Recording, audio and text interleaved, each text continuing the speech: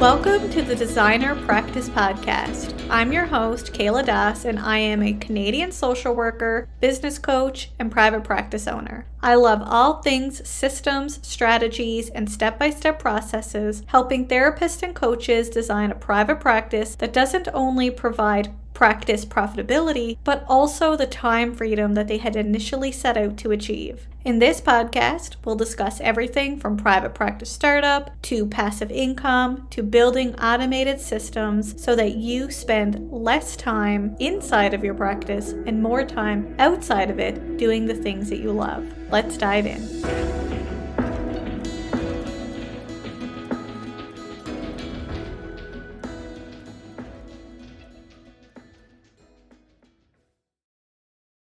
Today's podcast episode is sponsored by Jane app. Before we dive into today's episode, let's chat about Jane. Jane is an all-in-one practice management software that can help you manage your practice with a suite of features that makes it easy to meet with individuals, couples, and families. Jane is easy to use even for the least tech-savvy user. Reliability and security are important parts of running a private practice, so Jane is both PIPEDA and HIPAA compliant, and your data is stored safely in the country that you practice, so no matter where or how you practice, Jane is always with you in the most secure and helpful way possible. Whether you work from home or in an office, you can be confident that you'll finish your session notes quickly and securely. Wherever you have Wi-Fi, you have Jane. And Jane's support team is always ready to lend a helping hand. You can learn more at kayladas.com/Jane. That's kayladas.com/Jane. And when you use the promotional code EVASPARE1MO, that's EVASPARE1MO, you'll receive a 1-month grace period on your new Jane account. So check out Jane today. Welcome back to the Designer Practice Podcast, and I'm your host, Kayla Das. Imagine what it would be like if you had a 7-figure group practice. You might be thinking about the freedom and flexibility that you'll have to spend much more time with your family. Or perhaps it's to plan a 3-month trip traveling across Europe. Or maybe it's simply to prepare and plan for early retirement. Whatever the dream is, at this moment, it may feel a little out of reach, but it doesn't have to be. Because in today's episode, Nicole McCance, retired psychologist, business coach, and the owner of the McCance Method, will share her own story as a group practice owner, and she'll share with us how she grew a multiple 7-figure group practice. Hi, Nicole. Welcome to the show. I'm so glad to have you here today. I'm so happy to be here. Thanks for having me. Before we dive into this episode, please introduce yourself, where you're from, and tell us a little bit about your own practice journey. Okay, this is so exciting. I am Canadian. I'm in Toronto, and I'm sitting here in front of you as a retired psychologist. And if you were to ask me that I'd be saying that out loud, even 5 years ago, I would say, no way. So let me just rewind 5 years if I can. I was in solo practice 15 years doing EMDR, couples therapy, and I was burnt out. I don't know about you guys listening, but I was seeing way too many clients. And then 2016, I become pregnant with twins. And all of a sudden my life is going to double, but I can't see more clients. What am I going to do? We need a bigger house, but I can't. It's not quality care if I fit anybody else in my schedule. So guess what I did? I did absolutely nothing. You know why? Because there was no guide. I didn't know the first step to take to go into a group practice. So I did nothing. And I find a lot of listeners probably relate to that, where they're like, I don't know what to do, so I'll just wait. And then 2 years went by. Jackson and Lucas are born. They're 2 years old now, and mommy is still working until 7 p.m. And these poor babies went to bed at 7:30. And it was just one day that I just couldn't do it anymore. This is not the mom that I thought I would be. I'm talking to my clients about having this great life, but I'm exhausted and I'm only spending a half an hour with my family. So I hired. I took the first step and I hired. And then fast forward 3 years, I now have 55 therapists, a multiple 7-figure huge group practice, 24 rooms, 7,000 square feet. And a year later, I sell it to an amazing psychiatrist who took such great care of my team. And then a year later, that's 5 years now, retired as a psychologist. Wow, that's fabulous. And I know people can't see you, but even using the word retirement is a really big word because you don't have to say your age, but you are quite young to be retired as a psychologist. And a lot of people think that they need to be 65 Yeah. or 70 to retire, but you realized what was right for you and you moved forward with that. Yeah. If I could just say though, that I still remember the day that I retired because I think that ambitious therapists are listening, right? Probably that's who you attract to this podcast. And I remember going, oh no, what do I do now? What do I do now? This is my identity. This is all I've lived and breathed. I went to school for all of this, right? And that's when it hit me. Wait, what if I give it to my peers? What if I give all my systems that are replicatable? And now I'm a business coach. So semi-retired, we can call it. Fabulous. So, if you were to highlight one key difference between, say, a 5 figure group practice to a 7 figure group practice, with the exception of making more money, what would be that one difference that you would highlight? And what I mean by that is, what's the most important thing a practice owner needs in order to move themselves forward towards that 7 figure mark? So let's say somebody has a couple of therapists now and they're wanting to scale more, right? That's kind of what you're asking. It's like, I have a small one and how do I take it to the next level? Well, I think the biggest thing is growth. So in order to take it to the next level, you need the clients flowing in, but also my position had to change. At the beginning, I could get away with seeing the clients, doing the supervision, and wearing the CEO hat. That was 3 hats. And it worked because I created a systemized, maybe we can get into that later, practice, which is really key. So it wasn't a mess. Everything was running. It was a self-operating practice. But when you move up to a 7 figure, you need to only wear one hat and do it really well. And at that point, I had to stop seeing clients, stop supervising, and wear the CEO hat because there was this tribe of 55 therapists that needed a leader, like with a vision driving the bus. I love that you connected it back that you need to wear one hat because I think in society we're always thinking that I got to do more, I got to do this, I got to do that. And the truth is, the more we do, the less we do. And Yeah, do well. Yeah. do well. Yeah. And I think that it's really important to highlight that at some point you need to step back and think about what is it that I want for my practice and what hat do I need to wear? Because if you continue to work in your practice versus on your practice, there's only a max amount of money that you can make. You got it. You got it. Exactly. In the CEO role, it was exactly that, making the time to work on your practice, which is hard. And I think that joining a community or someone who's done it will really help you because it is easy to fall back into the seeing client trap. Of course, that was my old programming. And sometimes I would come from scarcity and say, I'm just going to bang out a bunch of clients because I know that's guaranteed income, to be honest. You know what I mean? And I see people falling into that because it's nerve wracking. Like, oh gosh, okay, I'm going to take off these hours and work on the business, but I don't see the money coming in right away like I can with clients. And I could totally appreciate this. And for anyone listening, this is a pre recorded episode. But by the time that this episode goes live, I'll actually have my first child. And with that, I've been having some of those scarcity mindsets too. It's like, oh, well, one to ones, even though I have 5 passive income streams into my business, the one to ones are my primary source of income. So as I'm going into maternity leave, I'm like, what do I do? How do I Yeah. manage this? And sometimes when we think about this, that CEO role, it's okay, so how do we start putting these other passive income streams into our practices? And when we're going back to group practice, that's hiring other individuals, right? So You, that you Mhm. can take maternity leave, so that you can retire, so that you Oh can my gosh. do whatever that dream is that you need to do.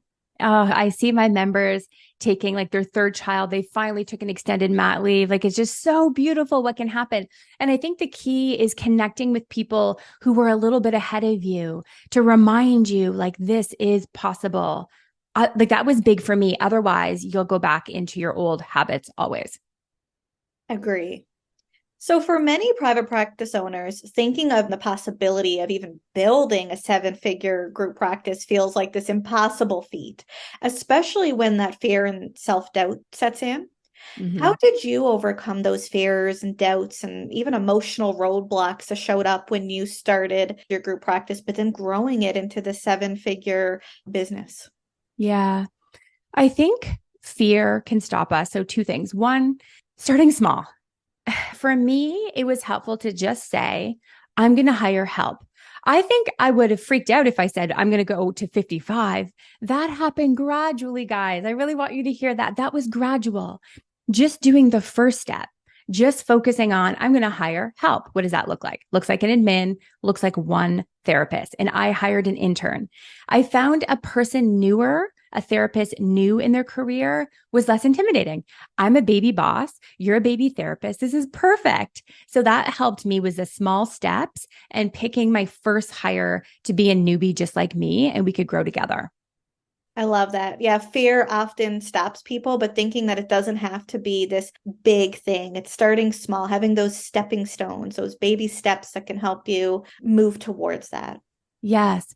The other big thing, and this is so key, I'm so excited to tell you that, that I learned that successful people do it scared. That fear doesn't mean I have to stop. I can be afraid and still act. And I have this vivid memory of being in my hot tub with my husband and being like, you know what, babe? Most people won't do it scared. I think if I'm the one that could act and still be afraid, I think I'm going to win. And I ended up being the biggest clinic in the city. That's an amazing insight, and I would agree with you 100%. And I always say fear shows up because we truly care about something and there's uncertainty. So when we really care about whether it's our success, whether it's indirectly like financial income for our family, whatever it is, that's important to us. So fear is showing up. But the other piece to it is that uncertainty piece. Of course, we don't know what's going to be on the other side. We've never done it. We might have seen other people do it. But yeah, I would agree with you. Doing it scared is the way moving forward. And there's actually a book. I don't know if you've ever heard of Do It Scared by Ruth Soukup. It's my favorite book, and I don't get paid to advertise for her. I just absolutely love her book. And that was one of the pivotal things that helped me start moving forward in my business. Not necessarily go into private practice because I didn't know about her book at that time, but all the time when I'm doing something, I'm like, yes, I got to do it scared because that's the only way forward to start doing the things that we haven't done before. You got it. Now, this question might be a little nuanced, but what are some of the key differences between, say, a private practice or a solo practice and a group practice, whether it be structurally, financially, or operationally? Right now, if you are in solo practice, in some ways it's easy. It's just you. And there's no one to lead. You know yourself. The downfall is, of course, that there's no growth opportunity because for me, the most frustrating part was the ceiling. There was a ceiling and I only made money unless I was sitting in front of someone. And I don't know about you, but I would be resentful some days on my calendar. If I'm really honest, I would look at my calendar and I wasn't resentful at my clients. I was more resentful at me. There, I did it again. How did I squish all these people in? And then it was a sunny day and a Saturday. And here I am telling people to live their greatest life where I'm wishing I was outside. So there's that piece. But I think the biggest piece people want to start to do in their solo practice is, or I guess the easiest part is you have a flow, you know your systems, but they're all in your head, right? You know how to use Jane app and all the things, but they're all in your head. So the biggest difference is getting everything out of your head and onto paper, or not to paper, but like a Google Drive. And then that way, when you hire, they can read it and they'll have the videos and then they could run with it. I think that's really important to highlight is that more operational perspective is that you have all of how you run your practice in your head, but it needs to be available for when you do start hiring people so that they don't feel like deer in headlights, right? As you go into the CEO role, you won't be available to be supervising 24 hours a day, 7 days a week, because that's counterintuitive to the role. Yeah. So having these on paper, having these policies, these procedures, these operational standards can really help educate people, whether they're new therapists coming out of school or whether they are seasoned therapists. They know what to expect. Yes. Mostly though, I would do it for yourself. Here's the thing. You're going to get no questions if they have a place. There's a frequently asked question sheet. First of all, they were trained really well. A group practice will set you free. absolutely set you free, but only if it's systemized. My favorite thing is create and delegate. So create the manual and then delegate it to your admin. They're going to keep it live. They're going to keep it updated. And then questions will not come to you. Because can you imagine the same 55 people asking the same question all day long? I would be answering questions, but I wasn't. I wasn't because they were fully supported and guided via manual. Let's talk a little bit about that systemization. Like, how do you systemize your practice, or how did you systemize your practice? Oh my goodness. You want to systemize everything. And honestly, that's why I was able to sell. There's no way if it was a big mess, nobody would want to buy it, but it was a revenue generating asset. And that a psychiatrist was like, okay, yes, it's going to run without you. So I'll take it kind of thing. The very first thing I did, and I suggest people do, is create an operations manual. Every little thing. And this might feel overwhelming because I know people are listening. They're very busy, they're ambitious, and they're probably thinking, Nicole, I don't have the time. Nobody has 5 hours in their day to sit down and write a manual, but here's what you do. Use Loom. I love Loom. Google that, Loom. It's a screen record video. And the next time you process payment, send a receipt, send a new client email, record it. Now, obviously, put privacy settings on and then toss it in a Google Doc. And before you know it, everything related to clients, appointments, that's systemized. And then I systemize all my onboarding, my hiring, and that's what I give all my members now because it was all written down, right? So literally, what's beautiful about that is I would do it well, but then I could have my clinic manager take it over. And then I would even have systemized if a therapist left. There was a process that how we handled the clients, etc. I love that. And I heard you say members, and we're going to talk a little bit about you and your business in a little bit, but you do have services that you help other practitioners start and grow their group practices. Yes, I help them go from solo to group practice or take their group practice to the next level, to the 7-figure level. Yep. Amazing. I just wanted to highlight for anyone that was like, what does she mean by members? So I wanted to highlight that. So when it comes to building a 7-figure group practice, what are some key considerations listeners should think about or prepare for before they start growing their practice? Build the container before you fill it. So here's what I mean. Back to systemizing. Don't hire first. Please don't hire first. Because I think naturally they're like, oh, I need help. Okay, great. I'm going to put up an Indeed post again and again. Oh my gosh. My members have said, oh, I wish I met you earlier because I'm paying too much or I hired the wrong person. It's really hard to go back on those mistakes, like we tweak them and you're good moving forward and the lessons are learned. But first, build a container, a solid foundation. You're in your solo practice right now. So just start taking note of all the processes that are happening. They're happening. You just have to document them. That's number one. Then two, fill the container. That's when you hire your dream team. And they're welcomed and there's clarity. There's less anxiety on their first day because they're like, wow, there's a process for everything here. I had people say it made onboarding seamless. And I think that matters. Joining a group practice is a lot for a brand new therapist. So to have it just super organized makes them feel really, really welcomed and comfortable so they could focus on what matters, which is therapy. And then lastly, grow the container, which is marketing, of course. I love that. And this is like a side note, and it might be a little bit irrelevant, but I used to run organizations before going into private practice. The number one thing that causes people distress or concern in their job is lack of communication and clarity. And when we're able to have, going back to systemization, whether it's in video form, whether it's in paper form, whether it's in transcripts, doesn't even matter. But as long as it is written or available to people, they have that clarity, right? And going back to onboarding, when they are onboarded effectively, they feel more confident, they feel more clear. And even though you yourself may have not have done a lot of verbal communication, all this work that you put behind it, did that work for you? Exactly. Yeah. So, what are the steps or strategies that you recommend for any listener who wants to start building a 7-figure group practice? The first thing I would do is just let yourself for a moment dream. You're probably driving. That's where I listen to all my podcasts. Who would you hire? Like just allow yourself to go there because sometimes fear, of course, we talked about that stops us, but just for a moment, Visualize it, just fantasize. And here's who I really want you to hire is your mini me. Hire a version of yourself, replicate yourself. We're so lucky in this industry that we truly can clone ourselves. And what I mean is, let's say you see couples, or I'll talk about me. So I'm high energy, clearly. I am quite directive in my therapeutic approach. So I had to make sure that my very first hire was that because my brand is that. I attracted people who were expecting an experience like that. Same with you. And I actually made the first mistake years ago. I had moved, long story, I'd moved to Russia in my 20s and closed my practice. It was years and years ago. And I made the mistake of moving all my clients to a therapist that was nothing like me. And guess what? None of them stayed until I got back. And they're all like, we'll come back to you. Why? It's like when you go to a restaurant, you expect an experience, right? And they were expecting like, oh, okay, this is going to be the flavor that I'm used to. And it wasn't. So hire a mini me.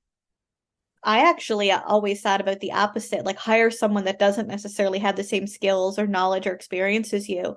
But I can totally appreciate what you're saying because, especially when we're thinking about the therapy world, people gravitate towards therapists that resonate with them. Mm-hmm. And it doesn't mean that everyone resonates with everybody. And my specific clientele in my therapy practice, I work with a lot of people in leadership positions. And it's because I was a senior leader and I talk like them.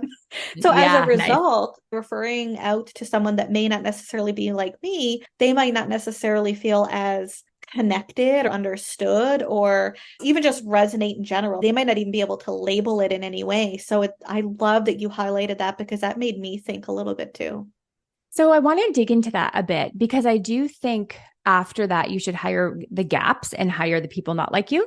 But the thing is, most people hiring a group practice, why are they doing it? They're doing it for more time and flexibility. So if you want to start moving some of your clients over, it's going to be way easier if it's a mini me, right? Number one. Number two, the retention rate is higher because they're a lot like you. So it feels really easy for the clients. And of course, you're going to handhold them. But to your point, I totally agree with you, Kayla, that after you hire your mini me and they're full, they're going to fill quick. They're going to probably take some of your load off for you. Thank goodness.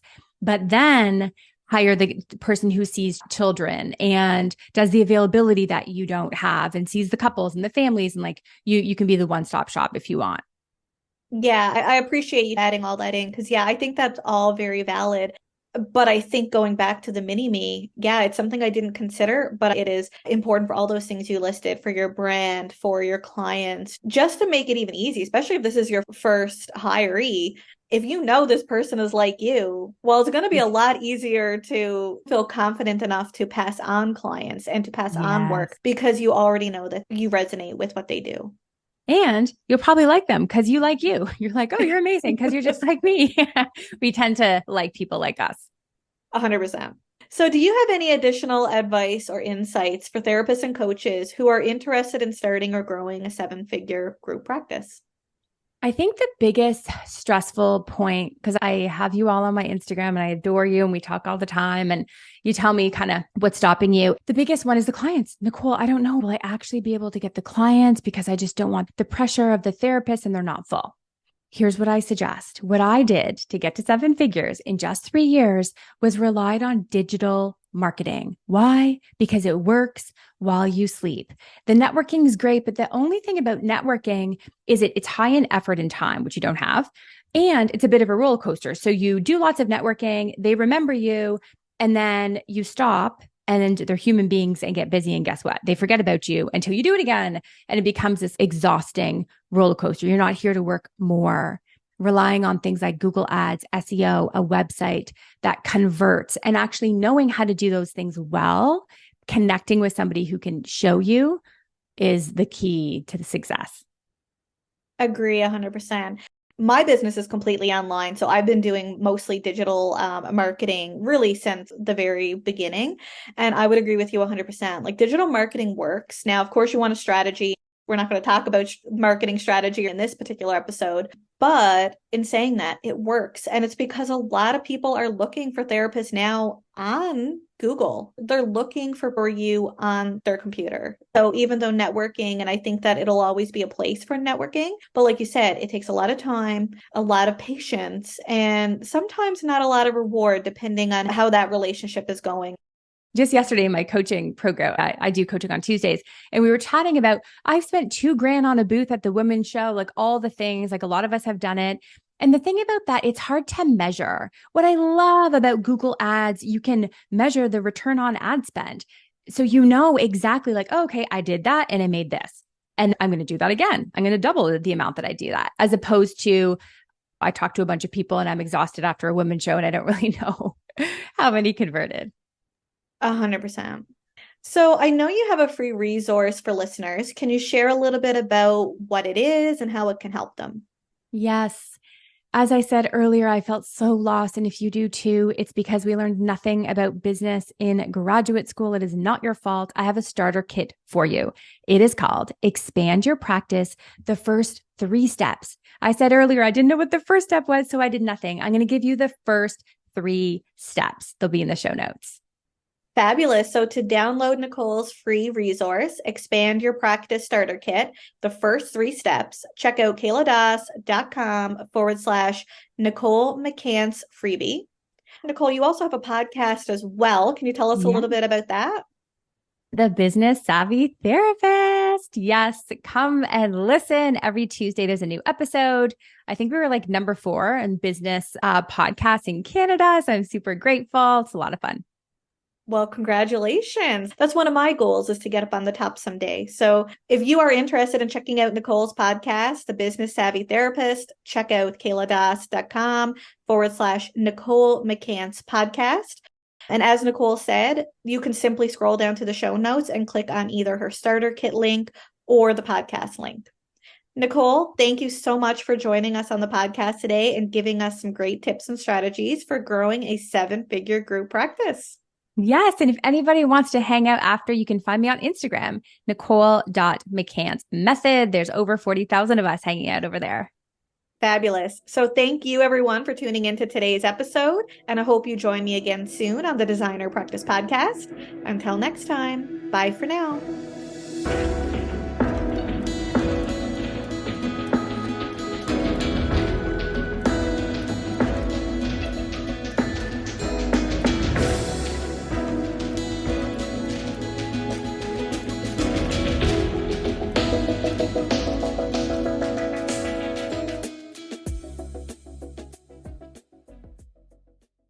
Please be advised that the podcast advertisements and links in this episode may be affiliate and/or sponsor links where Evaspare Inc. and the Designer Practice Podcast receive compensation for sales or signups made through link clicks. This helps the Designer Practice Podcast continue to provide free and valuable content to you each week. Thank you, and we appreciate your support.